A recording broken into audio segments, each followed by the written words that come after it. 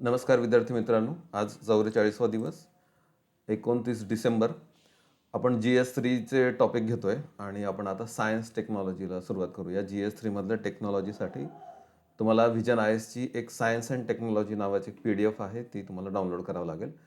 मी description बॉक्समध्ये याची link पण देऊन ठेवलेली आहे.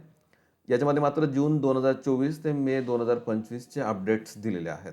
तर त्याच्या बॅकग्राऊंडला थोडं तुम्ही वाचलेलं असेल असं अज्युम करून आपण करंट अपडेट्स म्हणून या नोट्सकडे बघूया. तर याच्यामध्ये वाचत असताना तुम्हाला काही बेसिक कन्सेप्ट्स हव्या असल्या तर थोडं इंटरनेट AIचा वापर करून थोडं बॅकग्राऊंडला तुम्हाला थोडं वाचावं लागेल. पण याच्यात जे दिलेलं आहे ते करंटच्या अँगलने दिलेलं असल्यामुळे खूप सुंदर त्या नोट्स आहेत. सायन्स अँड टेक्नॉलॉजीचं IT, कॉम्प्युटर्स आणि रोबोटिक्स असं पहिल्या 21 पेजेसमध्ये दिलेली माहिती आहे. ती आज वाचून काढा. इंटरेस्टिंग पण आहे आणि तुम्हाला बोर पण होणार नाही. मग त्याच्या बॅकग्राऊंडमध्ये थोडंसं मी सांगितल्याप्रमाणे थोडी माहिती तुम्हाला इंटरनेटवर शोधावी लागेल.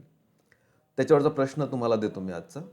कृत्रिम बुद्धिमत्ता म्हणजे AI ही केवळ तांत्रिक नवकल्पना नसून शासन, अर्थव्यवस्था आणि समाज रचनेवर परिणाम करणारी शक्ती आहे. या विधानाचे उदाहरणांसह विश्लेषण करा.